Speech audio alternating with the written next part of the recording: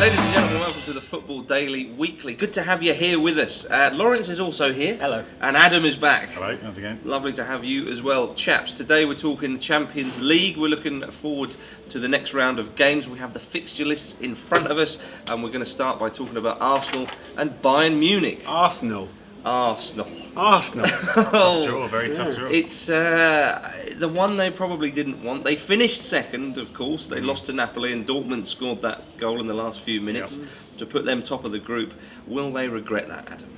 I think they will. I think they're going to struggle. I mean, of course, they went away last season and beat them 2-0, so they can take encouragement from that. But I just think, Bayern are unstoppable at the moment. I think it's 41 games unbeaten in the Bundesliga, and they're going to want to be the first team to win the Champions League in consecutive seasons. That's right.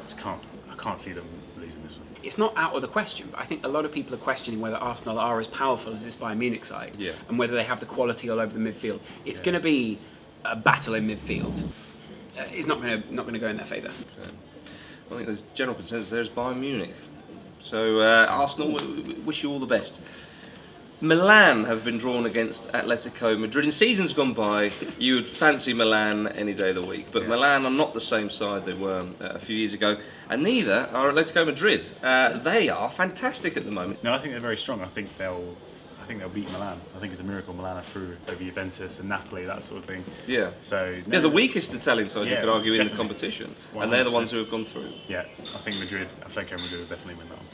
Laurence, would you agree? I think Atletico Madrid have found themselves to be, they've made themselves into one of the best sides in terms of having possession and making the most of it this season. And I think that with that in mind, especially against an Italian team, it's just going to go in Madrid's favour because they know that they are the better side in this one. They know they can outplay Milan. I think we fancy Atletico Madrid there. Bayer Leverkusen versus Paris Saint-Germain. PSG have been pretty damn good in this competition so far. We've enjoyed Ibrahimovic's goals and Cavani, and wonderful attacking players. Leverkusen, they're having a decent season. Keisling and Sidney Sam going forward are decent players for them. Sami Hyypiä as well is, he's learning his craft as a manager, I think, still. But it's difficult to tactically outthink someone who's Cavani and Ibrahimovic up front. Because, even if you've outthought them and, you set up well defensively, they're just going to pop up with something absolutely fantastic. Yeah. And that's what makes this tie against PSG so difficult, is the star quality that they hold. Chelsea versus Galatasaray. Of course, Drogba will be back at Stamford Bridge.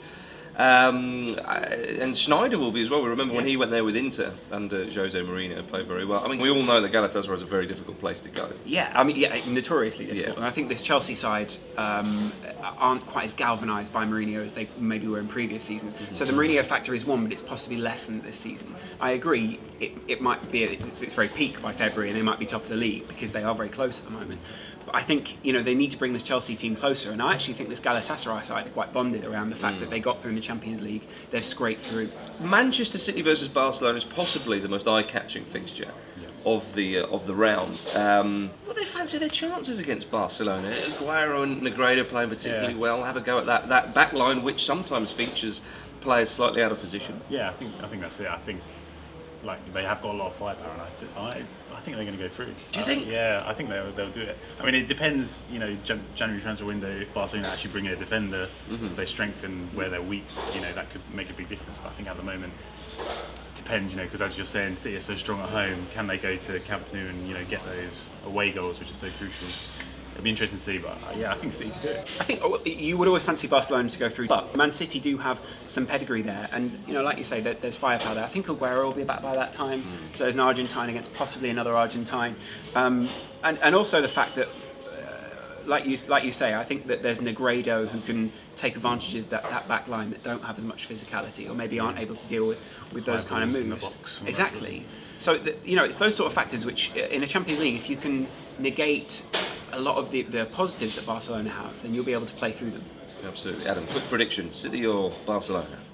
I want to say City. You're going to say City? Laurence? I want to say Barcelona. Yeah? Well, say it then. Well, I will then. What do you think, Marcus? Tiebreaker. I think the Barcelona will go through. So it'll be a mouth-watering time, whatever happens.